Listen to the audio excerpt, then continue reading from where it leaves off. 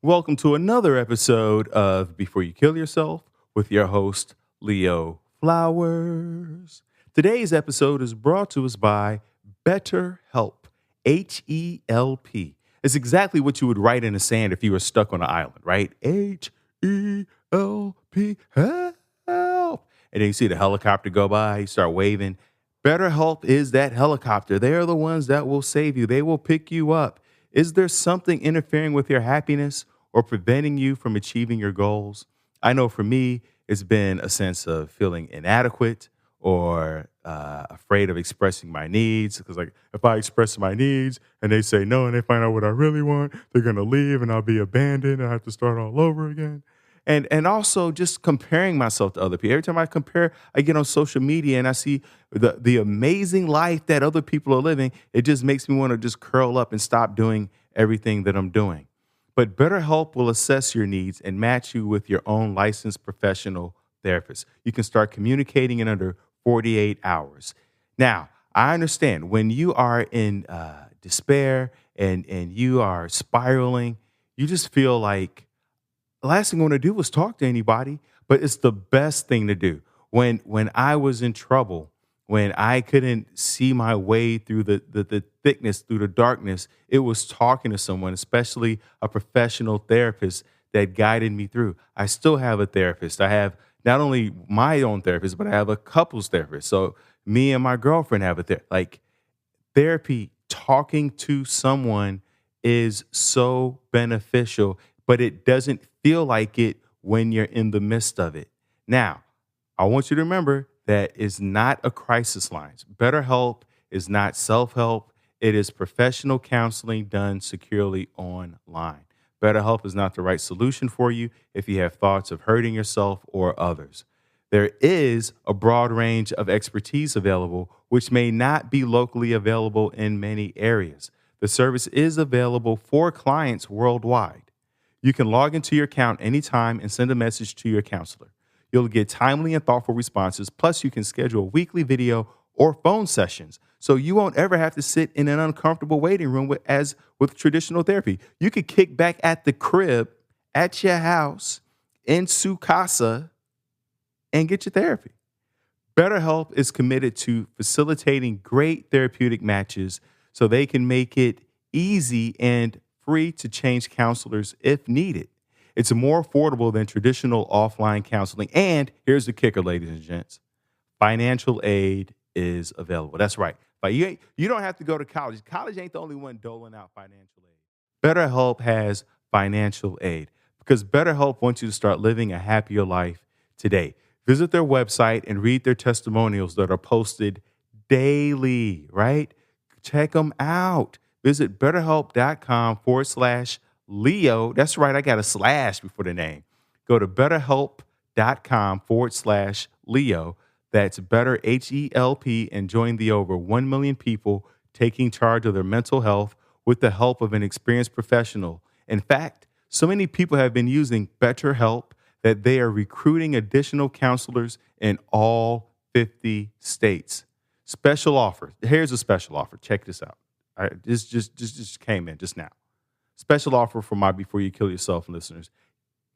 Get 10% off your first month at betterhelp.com/Leo. That's right.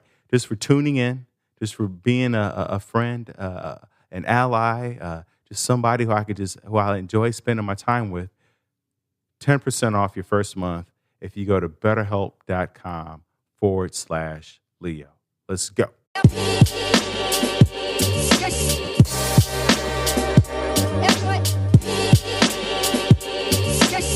Coralyn, what's this book you got coming out? What are we talking about in this book? What's all the details in there? What's going on? So the book is pretty much about like the story of my life. I I'm an adult performer, and I was at the AVN Awards about 4 years ago, and I was speaking with a journalist who started asking me stories about my life and said, "You've got to put this down in a book. I can't believe you haven't written a book." So we've been working on the book for 4 years, and it just got picked up by a publishing company called Kid Marketing, and they have so far done 460 bestsellers. They plan to release my book in the middle of June. We are awaiting the exact release date. Just got back from editing today. So we shot book cover yesterday and getting the word out there. We're going to be doing the online launch party and telling anyone that's interested in getting a free download copy to make sure that they follow my social media on Instagram and on Twitter so that they can be there for the launch party mid-June. Oh, that sounds exciting. Yes. So, and the book just has to do really a lot with, the misconceptions around being in the adult industry and the variety of the different things that I have done in my career. And how, people get a college degree and everybody kind of goes a different route sometimes, and what, people find acceptable or non-acceptable with the way people make a living or what people choose to do with their lives. And it's a book about being non-judgmental, and it's a book about, accepting anybody for, who they are and what they do, and as long as they're not harming anybody, and also showing the different direction that my life took me when it was never, growing up as a little girl, you never say, "I'm going to be a porn star when I grow up. I'm going to be a owner of a swingers club. I'm going to work in a brothel." And that's kind of the route that I went, even though I have a college degree in directing and I was an Olympic competitor going to the Olympics for South Africa, and just a very different change of direction in life. Wow, the Olympic competitor, bachelor's degree. What was the Olympic sport? So I was a competitive figure skater, and I started at the age of 3, and I was training to represent South Africa in the Olympics. And at the age of 19, I was dropped by my partner, and I shattered 3 ribs and broke my knee and a couple other injuries, and was unable to continue with my figure skating career. So my life had to take a different turn. What I mean, all right. So I want to unpack a few things in there. One is we know that opioids or injuries is a gateway to opioid use and drugs. Did you go down that road at all? I did not go down that road. I did do ibuprofen for a while. 800 milligrams of ibuprofen, trying to see if that would help me tolerate the pain to get back on the ice, but it just was it was unrepairable. And then in terms of ice skating, the expectations and the pressure and the training and the pain, you have to maintain such a certain body weight and a certain body standard. Did you develop any eating disorders from that? Did not develop any eating disorders, but it definitely was a nonstop battle, especially as a figure. I was a pair skater, so partner lifting me. So when I lived in Germany and was skating in a professional show, they were constantly weighing us in daily, and there was a lot of pressure on that end. And also being a female in the figure skating world, we're a dime a dozen, where men are difficult to find. So it was very, very difficult to keep your partner. You had to really stay on top of the game of keeping your partner, and that's a lot of what my book is about too, is the different interactions and the things that I had to put up with my male figure skating partners in lieu of not losing them. So when you say keep your partner, what do you have to do, and what does that mean exactly? So if you're not up to par, if you're not landing the throws, if you're not landing the side by side jumps with them, they'll move on. They'll go find another partner. It's easy to find a girl for them. It's hard for us to keep up to their level, and keep them to stick with us. So I had a lot of issues with that. There was a big age gap in my partners. So I was young. I was 16, 17, 18 years old. My partners were 30, 35 years old. So a difficulty of dealing with that as well. So, yeah, what was the difficulty with that? I mean, I understand it intellectually, but I couldn't possibly understand it not being in that world. Like, what were the So challenges and? Growing up as a figure skater, like I said, I came from a good home, really good grades, honor roll student, college educated, and I was very innocent and naive, I guess, back in those days. And so, my partners, one evening, for example, I woke up to my 35-year-old partner being sexually interactive with his boyfriend in the bed next to me while I was on the couch right there in the same room, and that just scared the crap out of me, and it caused me at that time to call my parents crying and lost my partner and went home due to something that had I been older, I might have been able to just say, okay, oh, well, whatever, who cares? But at that time, I was too young and naive to understand what was going on. Yeah, I mean, where are you from originally?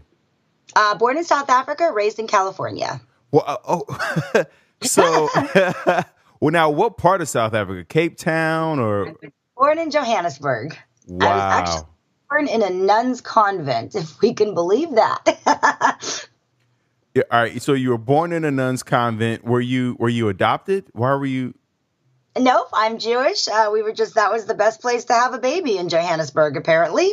Are there a lot of Jews in Johannesburg? Is that a hot spot for the Jewish people? And it's a hot spot, yep. And a lot of people now live out in California. A lot of immigrated out, moved out here during the apartheid. Wow. And what now? Is that where your parents are from, or did they move there? Both parents are from South Africa. I moved to California when I was 3 years old, but I have been back to visit numerous times. Wow. All right. So you leave Johannesburg, South Africa. You come to California. Is that to compete in ice skating? Nope, that was just to get away from the apartheid. Apparently, so we moved out here when I was 3 years old. I believe my parents took me ice skating at the age of 4 just for fun, and I fell in love with the sport and dedicated my entire life to skating. Everything was skating. Now, how did you make that transition mentally, emotionally? Was it easy for you once you had the injuries, or was it a battle to move on?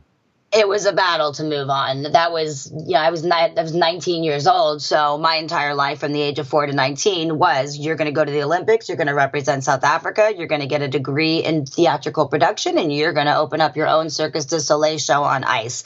And all of that came to an end with that injury. I was able to go on and get my college degree, get married. I had 2 children.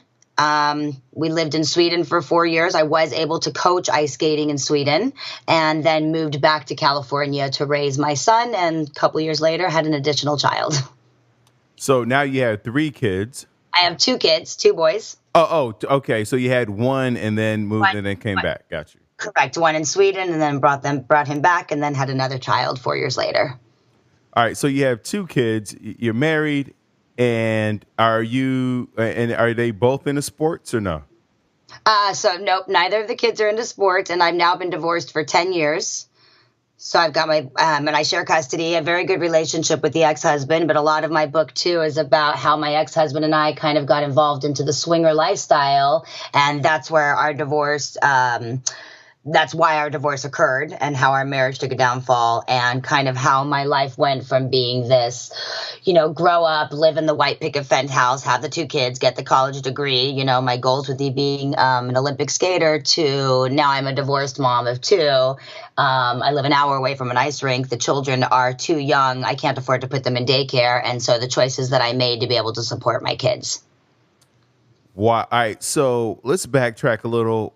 What got us into the swinging? Like, was the relationship getting kind of sour, bored to spice it up, or what? No, yeah, it was just, nothing at all. Nothing had to do with, a sour relationship. We just kind of fell into, it started with, that's part of the book. It started with selling underwear online, which led to custom videos, which led to a request for my husband and I to do a video of us having sex together, which led to us thinking that was kind of exciting to be watched by someone, which led to us going to a swingers party, being involved in the swinger world for a while. Ultimately, my husband falling in love with another couple that we were exclusive with, and we divorced, and he ended up with her. But now she's back with her husband, and he's moved on. And I stayed in the swinger world because by that time, that was kind of where our friends were, and that was the open-minded community that I like to be in. And so I ended up starting my own swingers club, and I now have 18,000 members in my community. This is all super fascinating. I mean, this book This is going is to go why fly it's off a the book. shelves. Yeah. So when we talk about porn, I actually was in a porn. It was called Bank Heist 2, Okay, I I'll have to believe. go look that up. It was excuse me. It was an accident. I had when I first moved to LA, my agent was like, "Hey, you want to do this Playboy after hours thing?" And I was like, "Yeah, absolutely." And it turned out it was just like at a warehouse in like the valley of where like that's where all the stuff was made in the Yes. valley, and I was like I was an extra in a bank heist scene. I was just like this guy standing in line at a bank while the female bank robbers robbed the bank of its ejaculate. Um, so Love it. and I was just supposed to like just stand there and act like nothing was happening. That was my whole role. But There you go. but what was fascinating is, and I have a friend who used to produce porn, and then streaming came out and it wiped out his business. But Yep. talking to the porn actresses and actors, they're very much like you, like very well spoken. They have kids. They're like it wasn't like it didn't feel strange. Like it wasn't Right. conversations about sex. They were just like people. It was a job, and they took it. I could tell they took it very seriously. At least the set that I was on, it was very professional. It was very clean. The food was amazing. I remember like the spread was. I was like, because I've been on different movie and TV sets, and we get fed well, and there's a nice spread. But I remember thinking like, this is really nice for. Yeah, those days are long done. So you, you Bring know your own food.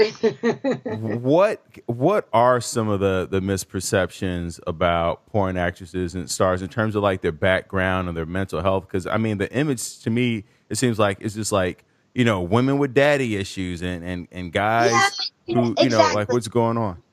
So that is the misconception, that people think that, you can, most porn stars come from a bad home, an abusive home, raised by, there was no father figure. They get involved into, being a stripper or porn to make money. They get involved in drugs. They become, drug addicts. They do cocaine to stay skinny, all these misconceptions. And I'm not saying that that is not 100% true, and everybody's case is different. But there are, in my experience, again, and this is in my book, but in my experience, I have not had one bad experience in the industry, from the directors to the boom operators to the editors to the other talent that I've worked with. I've developed friendships, educated people. It's a job, and it's really just, you wake up like anybody else. You go, you do hair and makeup, you take your photos. That's called pretty girls. They tell you what's going to be first, second, third, fourth, etc. in the scene. You roll the scene. There's a lot of stop and go, and that's it. You get your check and you go home. You pick your kids up from daycare. You run to the bank, the groceries, cook dinner, and start your day again. And that's a lot of what it is. Now, I was lucky. I got into the adult industry when I was 37 years old, so I wasn't a young girl getting in, and I had college education, and so I think that maybe being mature kept me away from going down the wrong path, if that could be a thing. But to this day, I know a lot of young girls who are doing it right, and that's kind of what I do now as part of one of my many jobs, is manage models, manage girls that are getting in, and help them make the right choices and keep them on the right track. Let's get into the mental health side of this. Is there a mental health component to this? Did you have to go to therapy for any reason, or? No, I did not. I think that my biggest concern that I battled with, and I still battle with today, and especially with my book getting ready to release, is that no parent wants their child to be involved in the adult industry. And my parents know what I did, and I always felt like I was letting them down, and I wasn't the daughter that, they wanted me to be. I didn't get to the ice skating Olympics. I'm a divorced mom. Did I ruin my marriage? Why did, it was questioning me. Why did my husband and I break up? What did I do wrong? And it was always, so I wasn't a therapy thing for me, but it was very much a mental abuse in my head going, how much longer am I going to live to please my parents and not live for me and be for me. And so this book is a big step for me. They are, my parents know what I did for a living. They do not know that there is a book that's going to be released. And I hope that they will read it, and I hope that they will understand the choices that I made and the businesswoman that I am. And hopefully I can change other people's perspective on judging anybody that chooses to go into the adult industry, because everybody's got a story and everybody should share their story, and nobody should be judged for the choices that they've made. When That's you how we look. when you talk about living to please your parents, going back to ice skating, was that something you did to please your parents, or was that coming from you?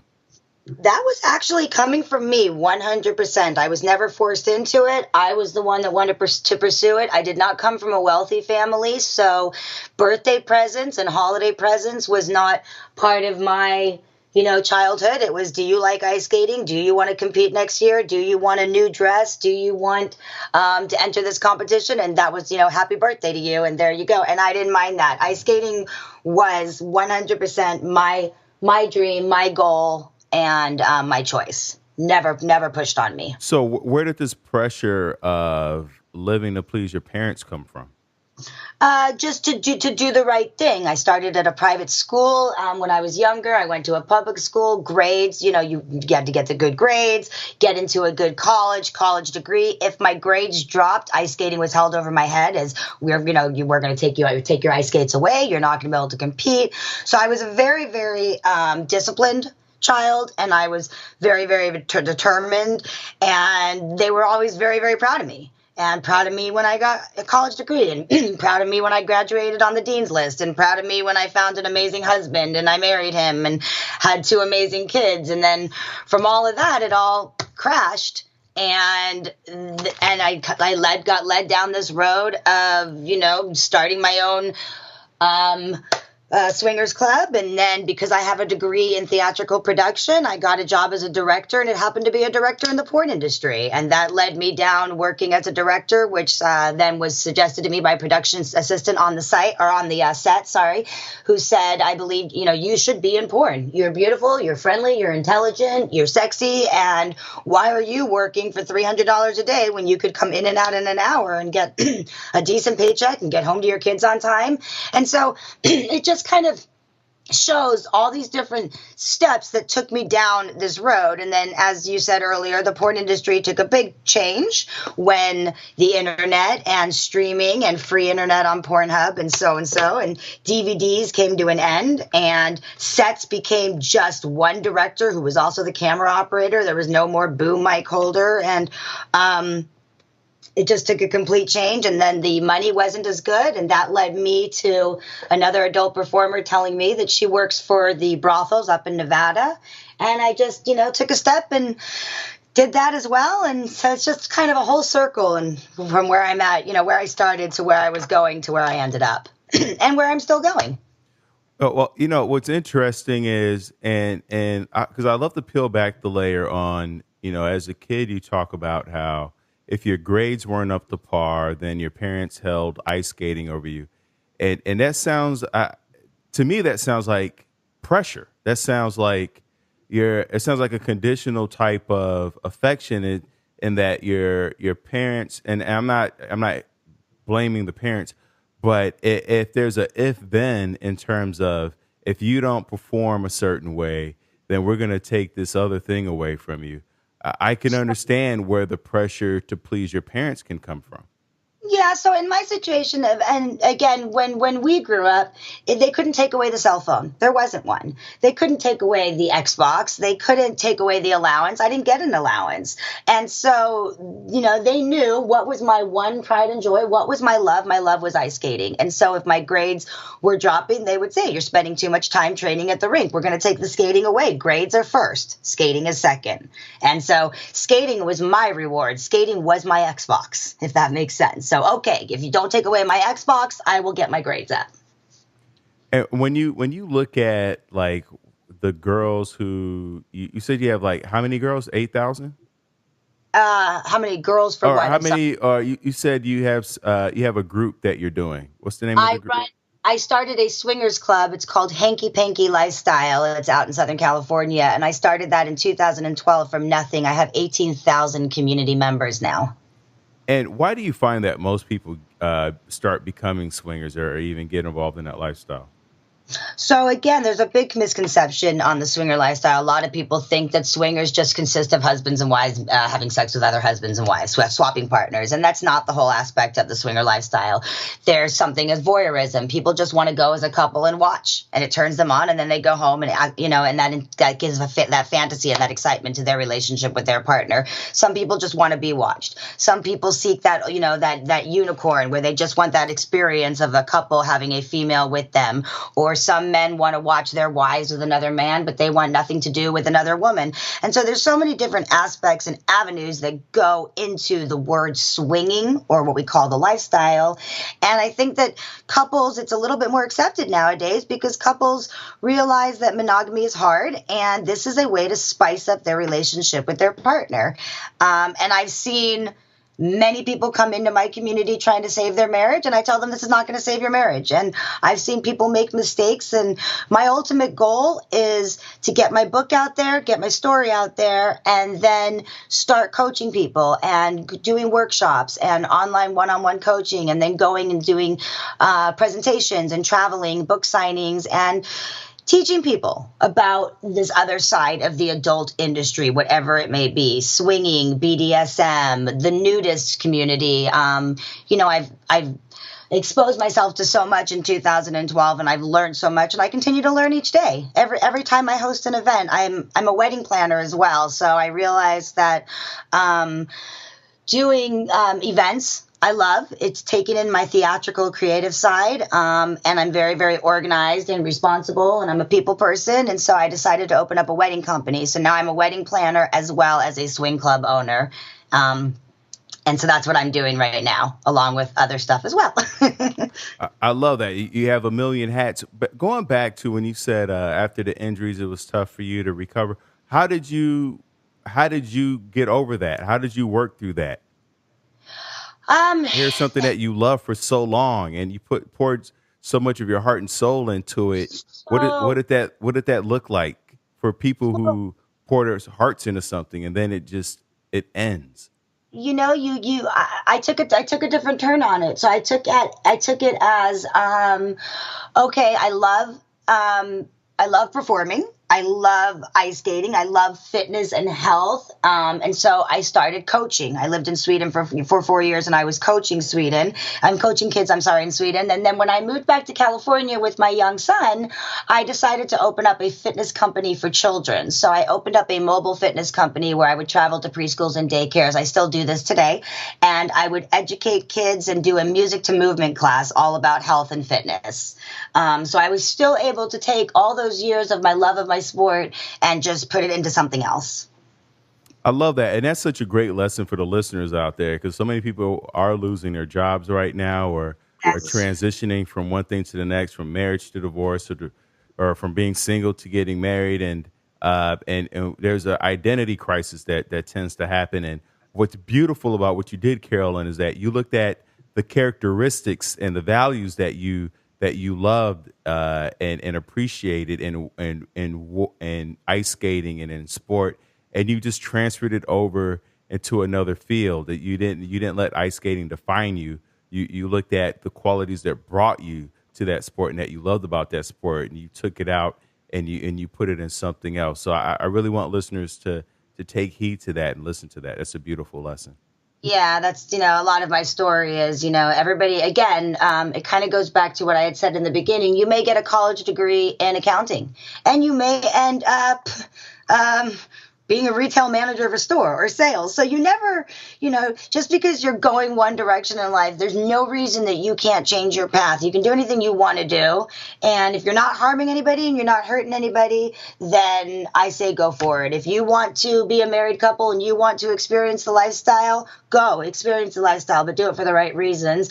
And don't be concerned if you go to a lifestyle event and you run into your boss, because they're there for the same reason as you. It's got to, be a time that we stop this judging of people. Nobody, you're not hurting anybody else if you want to be an adult performer. You're not hurting anyone if you want to go up and work at a brothel. You're not hurting anybody if you want to run a swingers club or be part of that community. So now, why Sweden? Why'd you go to Sweden after the divorce? That was my husband. I was married to my husband, and he got a job over there for 4 years in Sweden. Okay. And so we went over there, and I coached the ice skating team over there. Oh, it sounds like you've had a fun and exciting life. That's just part of it, yes. Now, what about in terms of your kids? How have you explained to them what mommy does, or was that not a issue? Just like they find out when they find out, or was there a sit down at the table? So I have told the older one when he was 14 years old, I did sit him down and tell him everything, because I knew that he was getting to the age where one day his friends might approach him and say, wait a second, I think I saw your mom on the internet. So I needed to let him know how to handle that, and just say to them, yep, my mom's hot. There you go. Walk away. That's it. And just let it go. But they're fine. He's fine with it. My kids, they know me. They know that mom is educated. They know that mom runs a fitness company and is a wedding planner and hosts other events and is a talent manager and owns a website with for adult networking. I'm a part owner in a site called myhotfriends.com.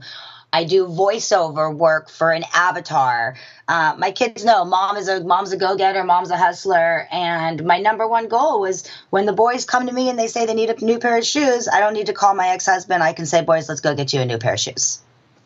I love that. It's all about that. It sounds like you value self-sufficiency.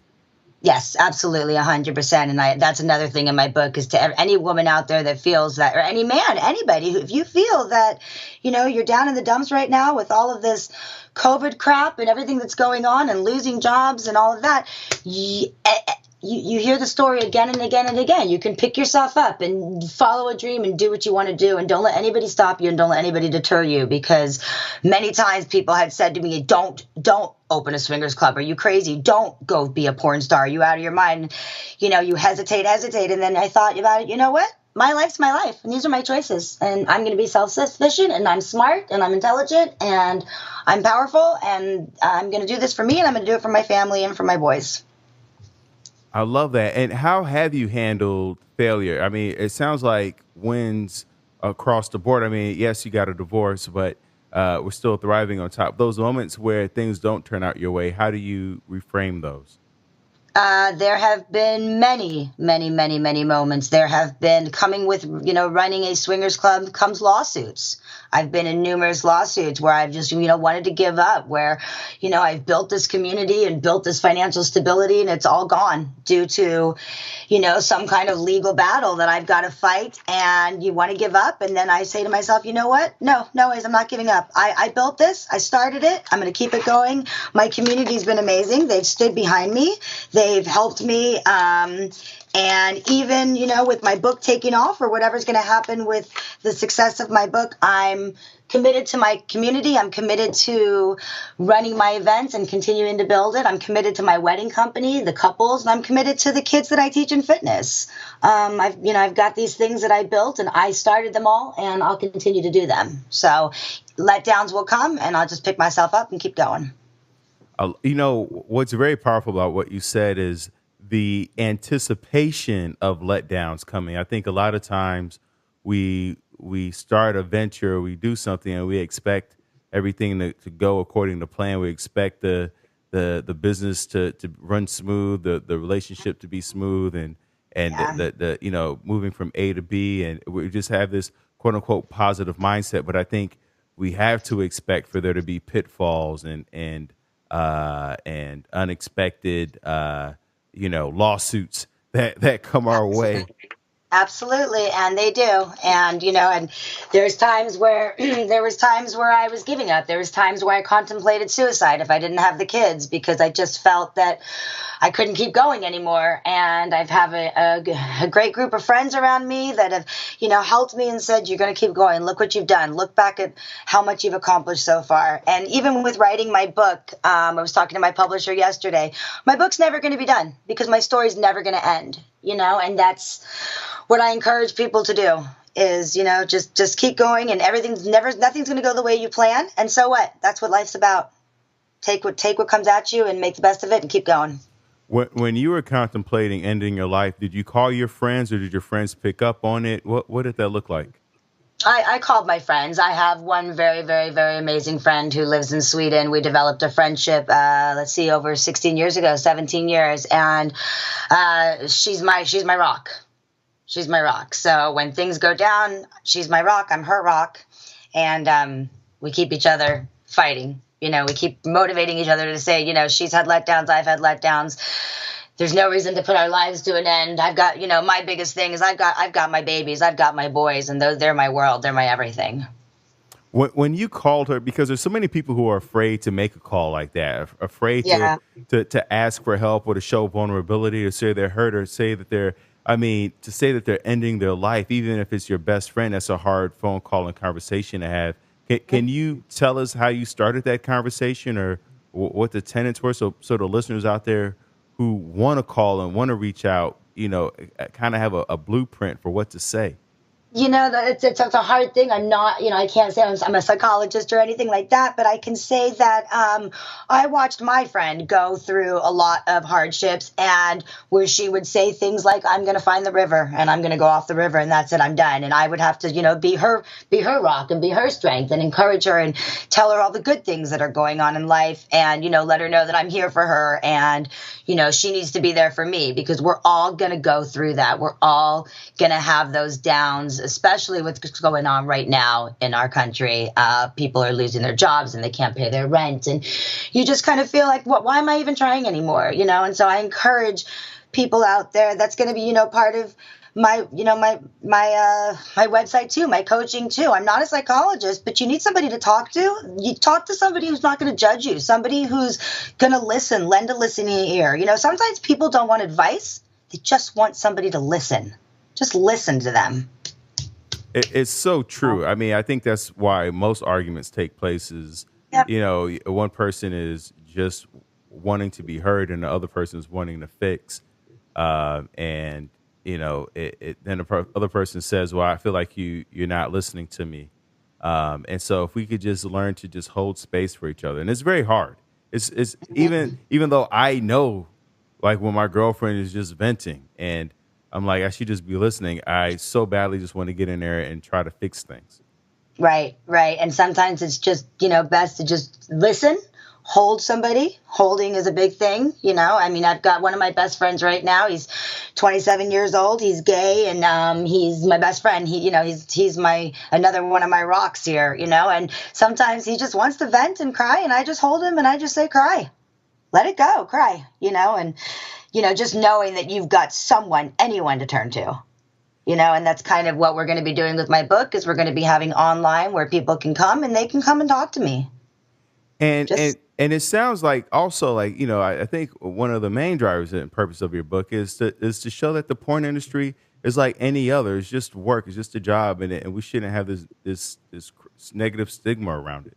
Exactly. The porn industry, the sex workers, the brothel work, the swingers world, the BDSM, the nudists. People even judge nudists because they want to go and lay out naked at a resort. So what? Who are they hurting? Nobody.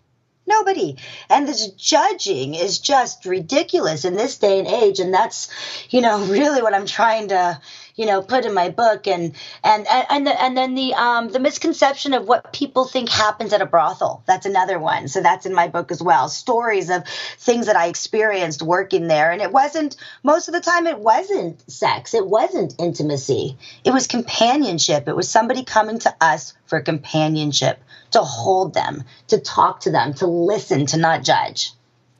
And, what does that mean? Like, can you elaborate on that companionship, to listen, to judge? You saying like guys or people? I mean, I'm sure did women attend it also? Go to these Yep. brothels? Yeah, And women will come to brothels, and sometimes someone will come to a brothel and they pick, it's called a lineup, and they'll pick a girl from the lineup, and then, where there's a whole process where you have to go give them a tour, then you go to discuss a session. It's called a session in your room, and sometimes the session is all they're saying is, I'm a truck driver, and I'm lonely, and I'm bored, and I just want someone to talk to, watch TV for the night, hold in my arms. That's it. Just that companionship, just that person to hold them and listen. so a session would literally be you just holding them, watching television, hmm It could be. A and session could be so many different things. Living out a fantasy.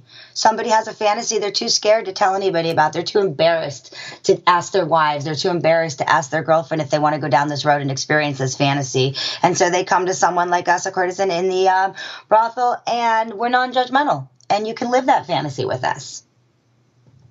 wow. And what percentage of your clients or customers would you say we're just there for companionship primarily?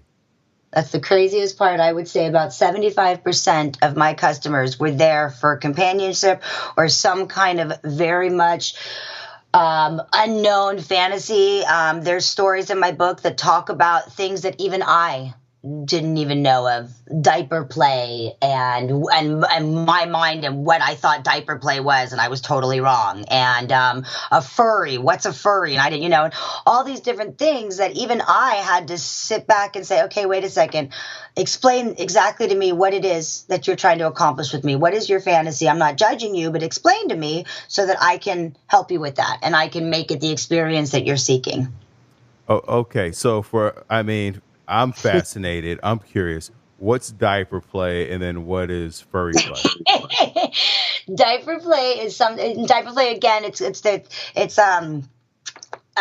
where people want to go back to just being a child, and there's a name for it, and it's in my book, and I don't actually know off the top of my head right now. I want to say ANR, but it is. We're so in our adult lives right now. It's all about go to work, make your money, pay your bills, the stress of everyday life. And when you're a child, there's not that stress. When you're a 4-year-old child, when you're just playing with your toys and your stuffed animals, and so it's going back to your childhood years is a lot of what that is. Wearing diapers, rolling around on the floor, playing with toys, stuff like that, pillows, wrestling, and that's some of the stuff that I've had a client come in and request to do. Oh, it's called paraphilic infantilism. There you go. I knew I couldn't pronounce it. That's fascinating, and I remember seeing or reading that a while ago, and I completely deleted it from the memory banks. But now, as I'm reading it, I'm like, oh yeah, the whole diaper fetish, and it makes sense. It's like I've been to therapy, and I remember my therapist saying we all are walking around with a 9-year-old version of ourselves. That and you can feel it when you've regressed behaviorally. I mean, I haven't regressed in terms of to wanting to wear diapers, but there are moments where I feel like a boyish man, but then there are times where you feel like an adult, and there are other times where you're just like, I just want to be a kid right now. I just want to like cuddle up, or I just want to be held. But like as a guy, you can't really say that. You can't be like, I just want to be held. And so I understand why guys and truck drivers. I mean, yeah, you're out there on the road for months, Yeah. physical contact, and we underestimate the power of physical contact and how much that's needed, like water. Exactly. Like you think about, again, going to COVID right now, people are at home, and you just need that, you need that companionship. You need to be held. And again, like you said earlier, that caught my ear. It said, you said, a man, it's not acceptable for him to say, I just want to be held. Well, I want to change that. That's bullcrap. It's anybody, you're a man, you're a woman, you're a child, you're 80 years old, you fought in World War II. Everybody wants to be held. Everybody wants to be accepted. And if you're a good person and you're not harming anybody else, be who you want to be. Stop living for other people. Be who you want to be. That's my thing. It's such a beautiful thing. I would imagine, doing that work had to feel so rewarding. But I would also imagine that that could also be emotionally or mentally draining on some aspects. How did you reset yourself from day to day or week to week? How did you fill your well up doing that kind of work? So it was very, and I didn't do it for very long. I do want to reiterate that. I only I only went to the brothel 3 times and stayed for a week at a time. But for me, going into it was very nerve wracking. And then I just really started to realize, kind of like you said, when a client would leave, I made a new friend, and I felt like I had done something good for someone. And then you put on your working shoes and you go back at it again, because it's your job. You're being hired for your time to create somebody's fantasy. And, as we were independent contractors, you can always say no. You can always say, I'm sorry, I don't think I'm the right girl for the fetish that you want or the fantasy that you're looking to fulfill here. But I never said no. I was very lucky, I guess. I never had anything that made me feel awkward. I mean, even today, I still work as a webcam performer. I do custom videos, and I will get requests for webcam. And on some of those, I do say no if they're a little bit too out there. But for the most part, I'm here to fulfill your fantasy, and it's a job for me. And I enjoy it. I like it. Yeah, how would you suggest if someone is in a relationship and they want to role play and they want to be held, especially as a man, how would you suggest that they bring it up to their wife or spouse or somebody that they might be too ashamed to have that conversation with? Yeah, that's the biggest thing with our world today is that so many customers of mine for webcam, so many men come to me to fulfill whatever fantasy it is that they want because they're too scared to discuss it with their wives. And I encourage all the time, have you talked to your wife? Have you told your wife that this is your fantasy? No, she would judge me. Well, then is this the right marriage for you? That's another thing I say. We some people stay in a marriage a lot of time, they say you stay in the marriage for the kids, right? But if you don't have kids and you've only been married 2 years and you can't talk to your partner or your husband or your wife and say, I want to try this, then is that where you want to be for the rest of your life? That's what I tell people. You have to really step back, and your partner you have to be able to communicate. It's communication all the way, 100%. Absolutely, and that's such a hard thing for us to really grasp, and something that most of us don't realize is a skill, and you have to actually communicate to work on your communication.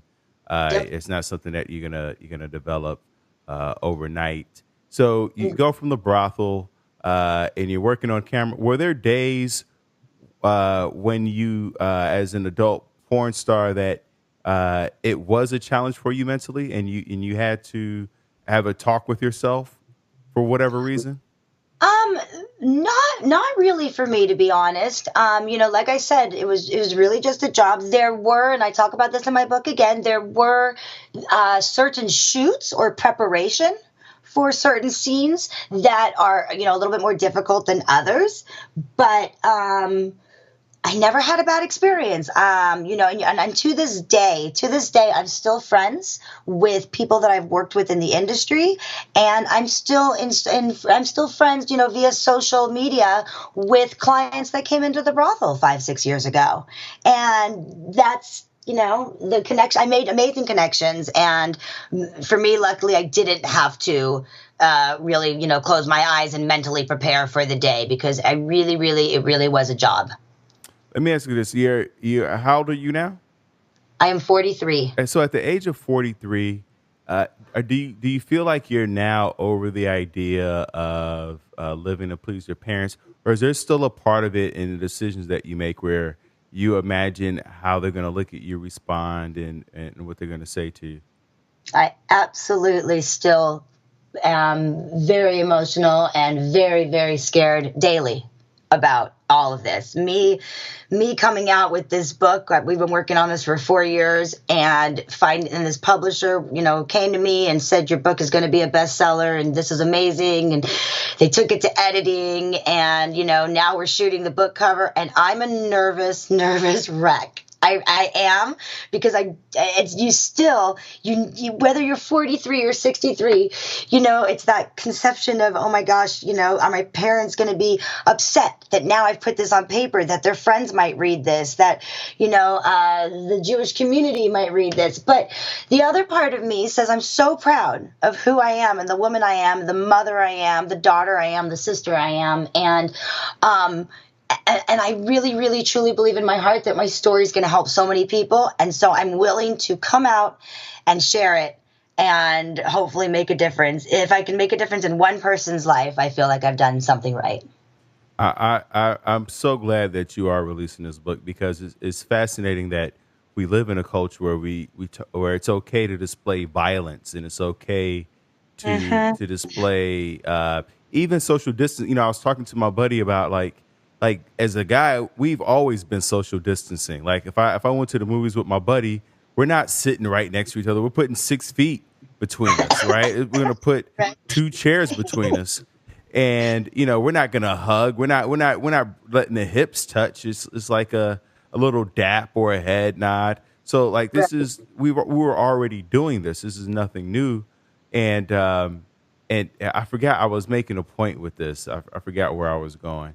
But Uh, I just imagine like the release of this book is gonna bring people closer together, and help people have conversations in their relationships and with themselves about what they value and what they care about, and what their needs are. A lot of people have such a hard time expressing their that needs in a That's relationship. the key. That's the key. And so again, that's, the goal is to release the book. The publishing really believes my book's going to be a bestseller, and doing podcasts like this, and making sure that my social media information is available so people can get the book released, they can get the download, they can get my website, which my website is Coralyn. It's Coralyn. So it's Coralyn Jewel, JEWEL.com. I'll be offering coaching on there. I'll be offering group sessions, book signings, talks, and I want people to be able to come to me as a couple and say, we want to set up a session with you. We want to talk to you. We feel comfortable after reading your book that we can sit in a room and talk to you. And I'm not a therapist and I'm not a psychologist, but I'll listen, and I can just share my story, and I can share my advice, and I can help the best way that I can. A lot of people think about porn in terms of is just sex, and there's so many like videos about how to improve your sex life. What would you say are the ingredients of a great sex life? Number one is communication. I will always continue to emphasize that.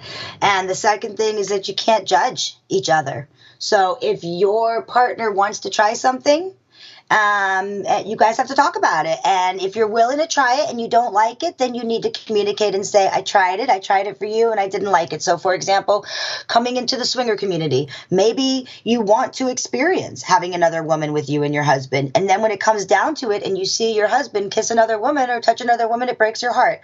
Well, then you need to go home and you need to discuss that with your husband or your partner.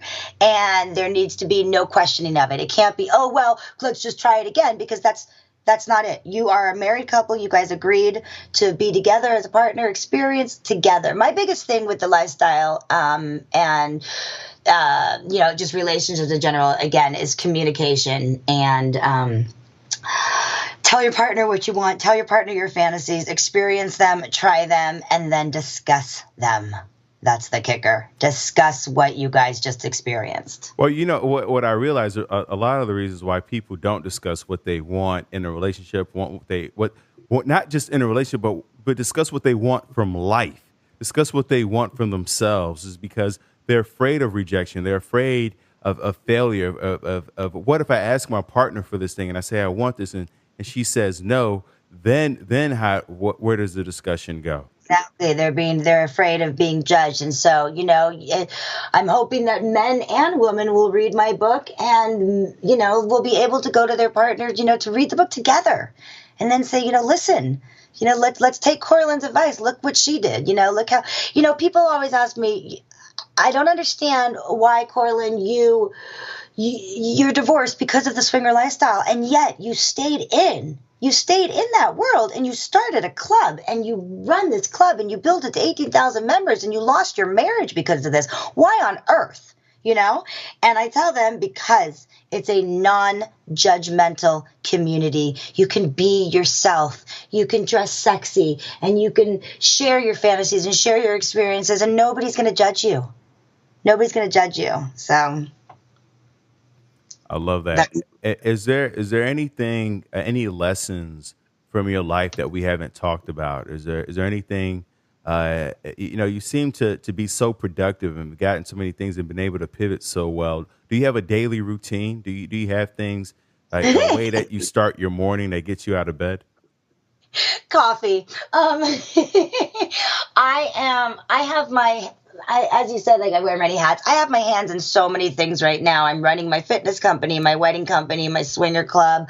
I'm working on the My Hot Friends website, which is an adult networking website for people that are models, photographers, directors, adult performers, swingers, nudists, the BDSM community.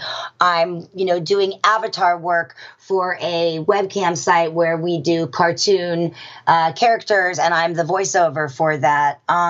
I'm working on another project, writing my book. So there's no schedule for my day. It's and I'm a webcam girl, and I still do custom videos, and so I'm juggling a lot. Um, but I don't think I could not do that. I'm a hustler, and I'm a go-getter, and I know with this book there's going to be, I don't know if the word is rejection, but there's going to be talk about it. Everybody still will judge, and you just have to say in your mindset, I'm proud of who I am. I'm proud of what I did. I'm proud to share my story. And if I can help one person, then I've done my job here. And, that's it. But I do not have a daily schedule. It's crazy. In terms of the work you do and you're the face of so many things, do you have a workout routine or? I do. That I do. I do train 3 days a week. I make myself go, and I work with a personal trainer 3 days a week.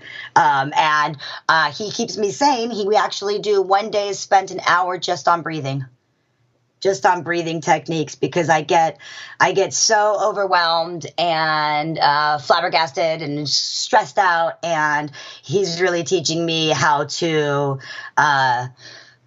control my day and keep myself calm. Sleeping is a big issue for me. I have a very, very difficult time sleeping because my mind is constantly going. I'm an entrepreneur. My mind's still writing my book even though it's done in my sleep. So How now? So, are you taking any supplements to sleep? Because a lot of people are struggling with sleep.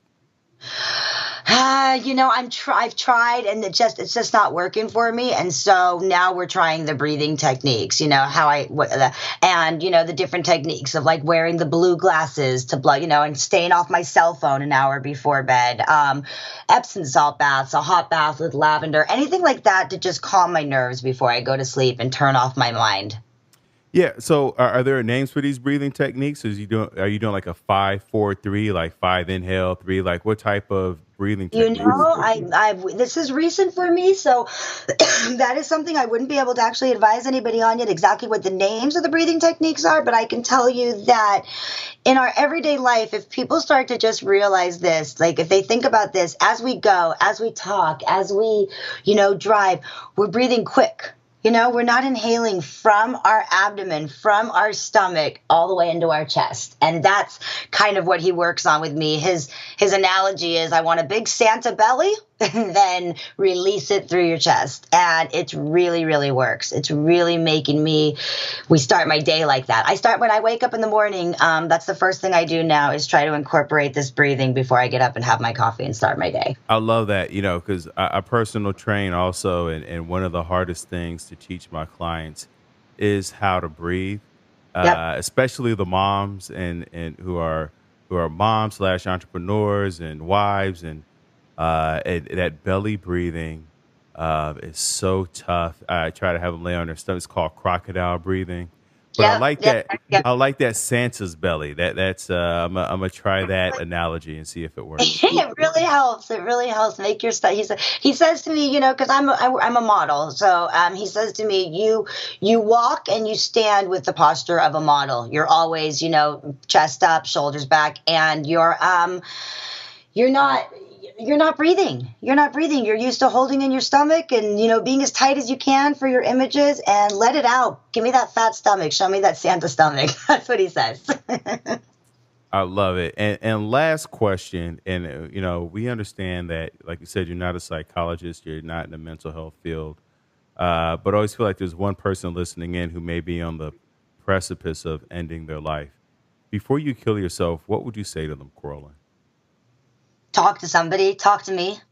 Talk to somebody, anybody. Pick up the call hotline, a friend, a family, a brother, a sister. And if you don't have anybody that you're comfortable talk to, that's why I want to do what I want to do.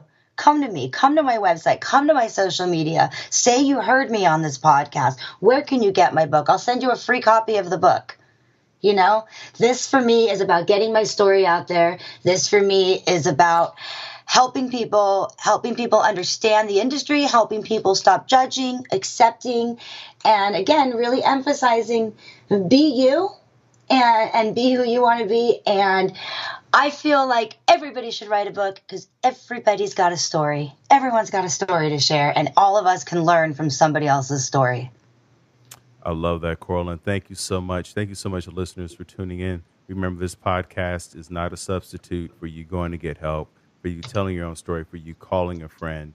Uh, Go to thrivewithleo.com for one-on-one coaching with yours truly, and let's get to tomorrow together. Coralyn, plug all your things. Where can people reach out to you?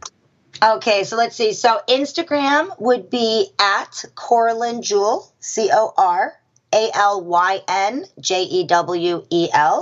My Twitter is at Sweet Blue CJ, and under it says Coralyn Jewel. I have a Facebook, CoralynJewel.com. My website will be released soon. That's CoralynJewel.com. And following my Instagram and social media is the best to find out exactly when we're going to do our launch party online, where we will be giving away a free download for the book. And what's the name of the book? We don't have a name yet. It'll come to me. So my company that I told you, the swinger club company that I own, it's hankypankylifestyle.com. And that came to me just because I said to my business investor, he was on the phone with Hank. And I said, okay, came back in. And I said, are you still talking to Hanky Panky? And that's how we came up with that. So my book title will come to me when I'm least thinking about it. I appreciate you, Coralyn. Thank you so much for spending Thank you this so time. much for having me on. I truly appreciate it. And we'll talk to you soon.